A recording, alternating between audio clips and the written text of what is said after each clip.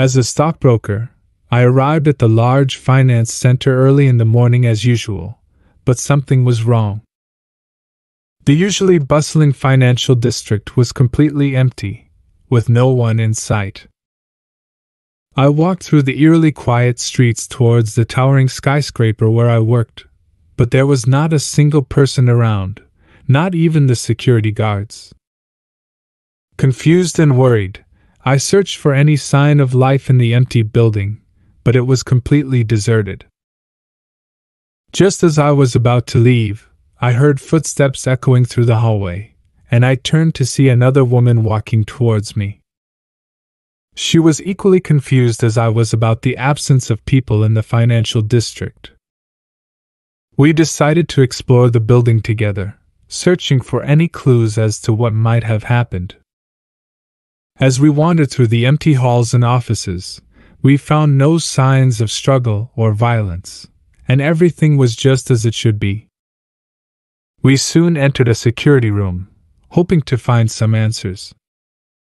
We discovered a big TV inside, displaying a video game that was still on. It appeared that the security guard had been playing the game before everyone vanished. Curiosity got the better of us, and we picked up the controller and continued playing the game. As we played, we realized that the story in the game was about a day when everyone disappeared from a big city, and only a man and a woman were left. The man and the woman explored the city together, searching for answers and trying to make sense of what had happened. As we continued to play, we couldn't help but wonder if the game had something to do with what we were experiencing right now. Were we the man and woman in the game, exploring the empty city together? Or was it just a coincidence? We couldn't be sure, but we knew that we had to keep searching for answers, just like the characters in the game.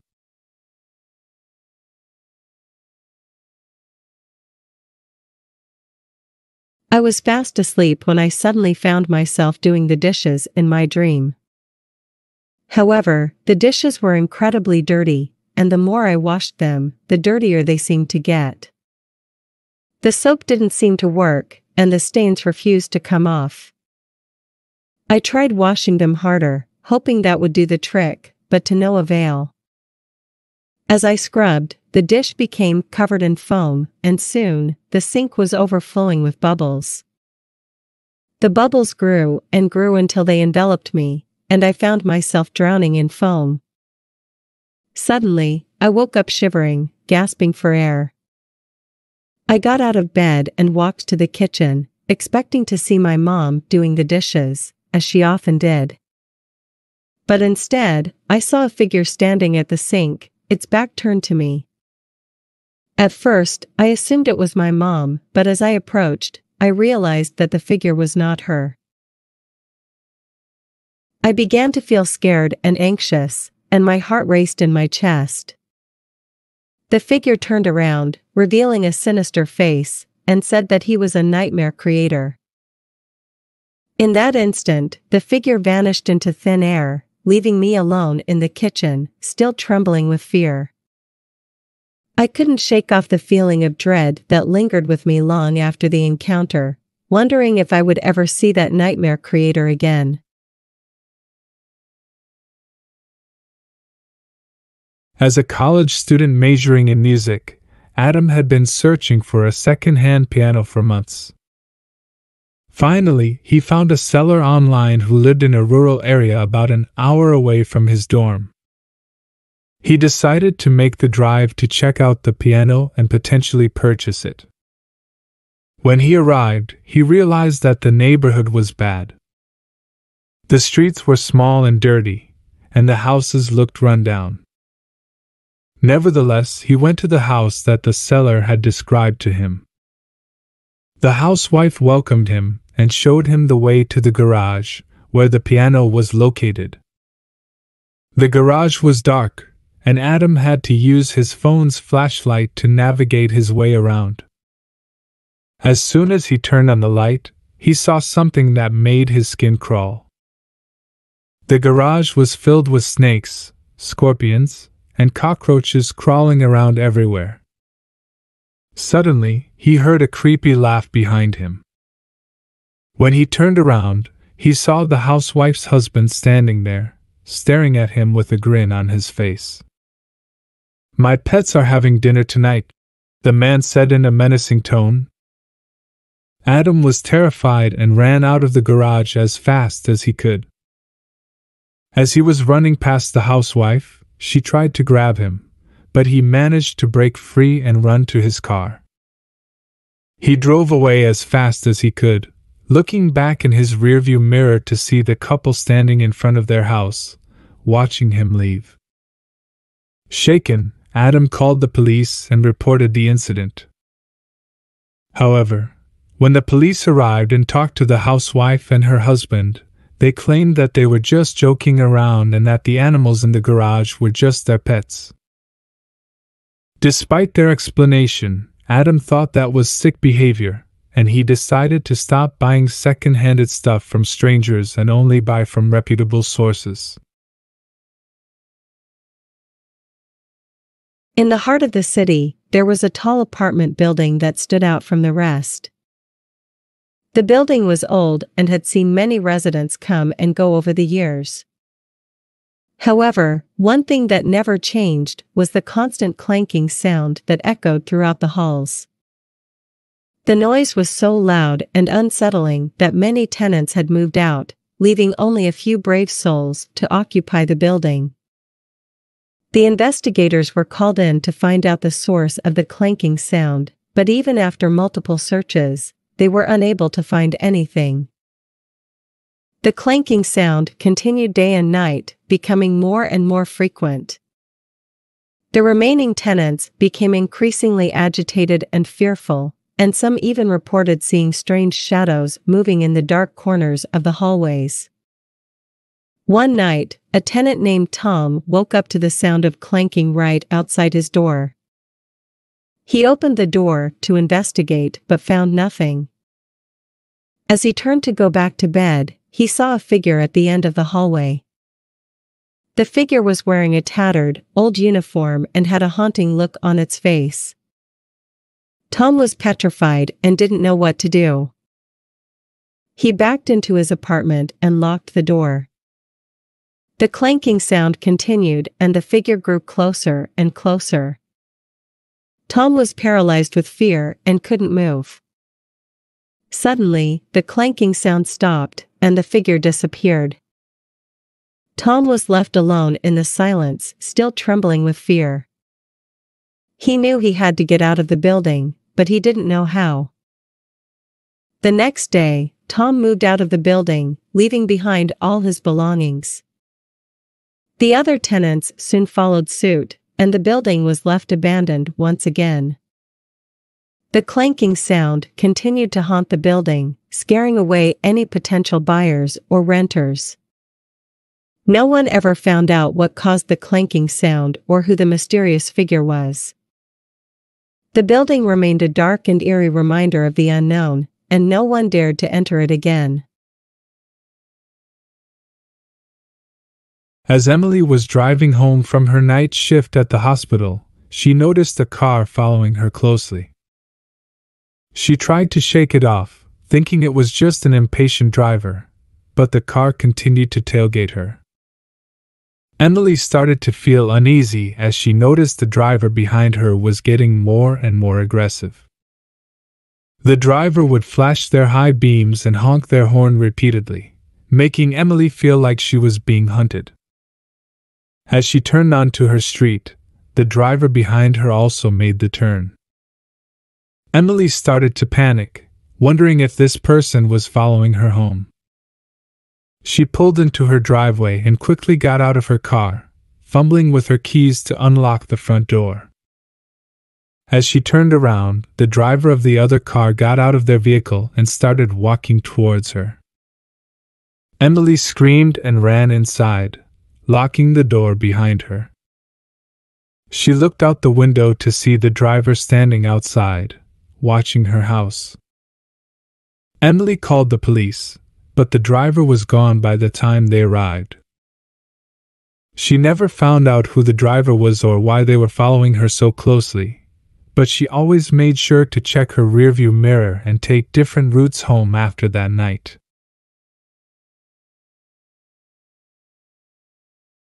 The hot sun beat down on the desert as I stumbled through the sand, my throat parched and my water bottle long since emptied. The only thing keeping me going was the hope of finding civilization before my supplies ran out. As I walked, I noticed a strange cactus off in the distance. It was moving by itself, swaying back and forth as if dancing to some unheard beat. I rubbed my eyes, thinking it was a mirage, but as I got closer, I realized it was no illusion. Suddenly, the cactus lunged towards me with a wicked thorn-filled arm, trying to stab me. I screamed and stumbled backward, barely avoiding its attack. I couldn't believe what I was seeing, a cactus that could move on its own. Just as I tried to catch my breath, I heard a piercing screech from above. An angry eagle was circling above me, talons extended and ready to strike. I tried to run, but the eagle swooped down and began attacking me with its sharp beak and talons.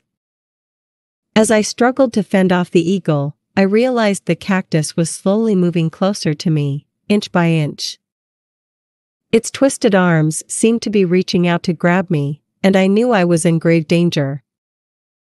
Panic set in as I realized I was trapped between a malevolent cactus and an angry eagle. I fought for my life, dodging the cactus's attacks and trying to fend off the eagle with a stick.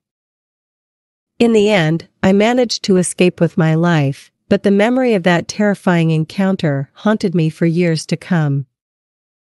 I never ventured into the desert again without a well-armed group of companions, wary of the dangers that lurked in that vast, arid wasteland.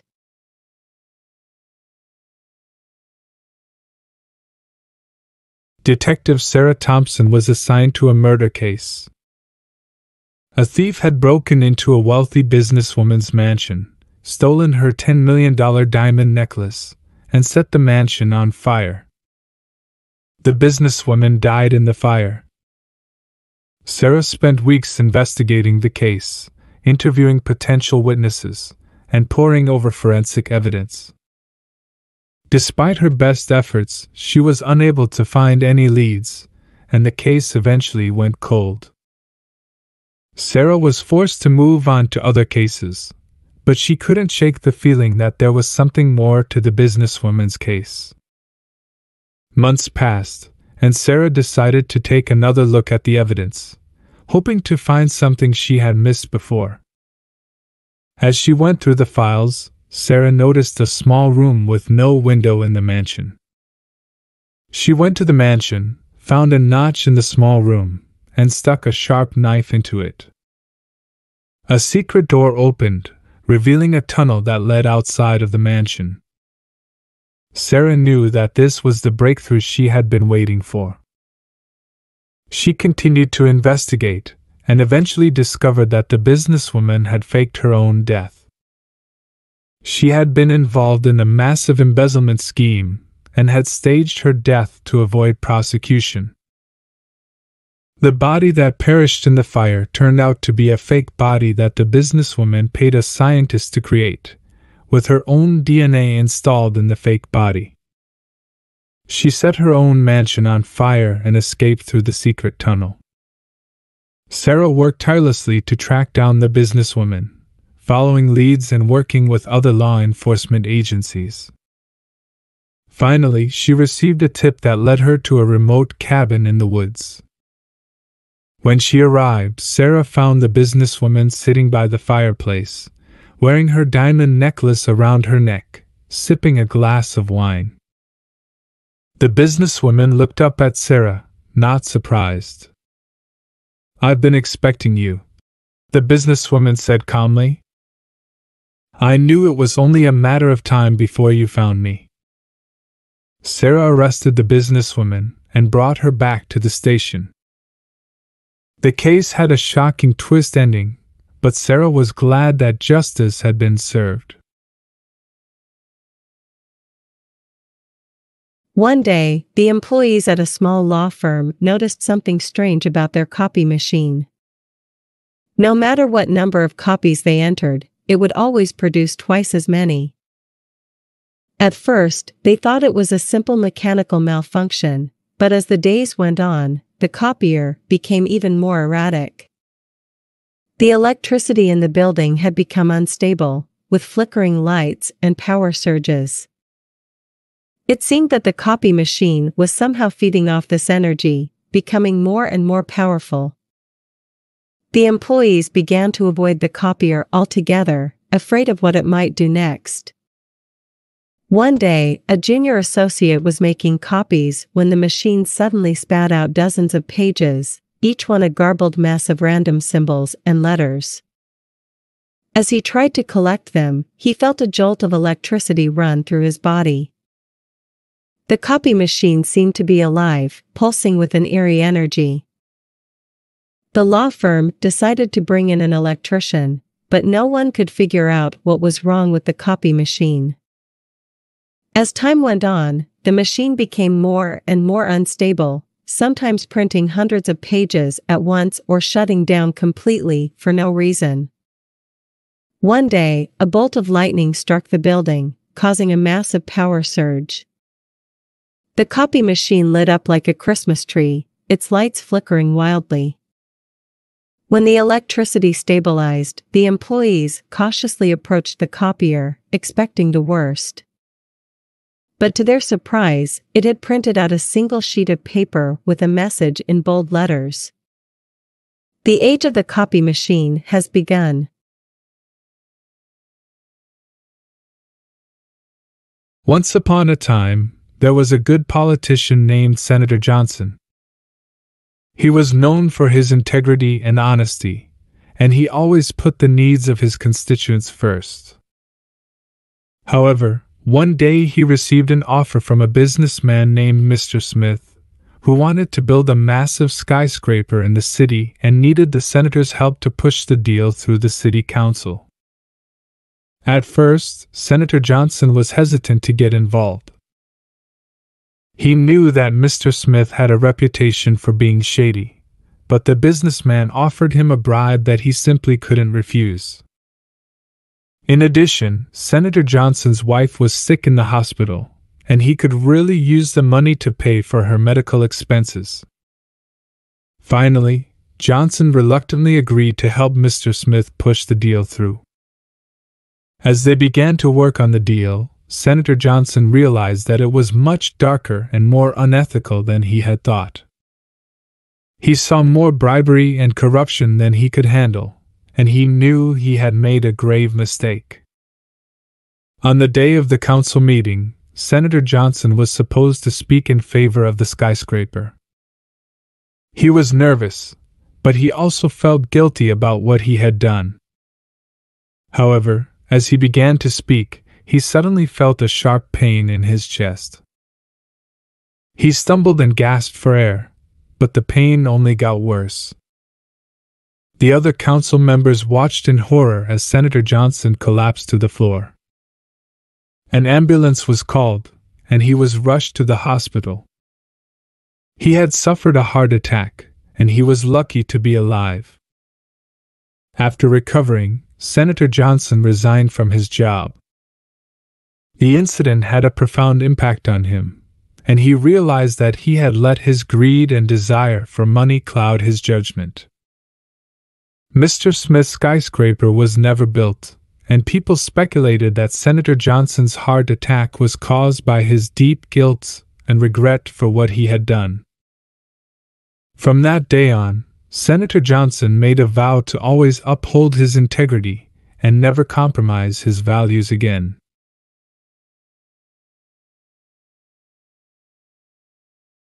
My family had moved to a peaceful countryside farm, seeking refuge from the noises and dangers of the city.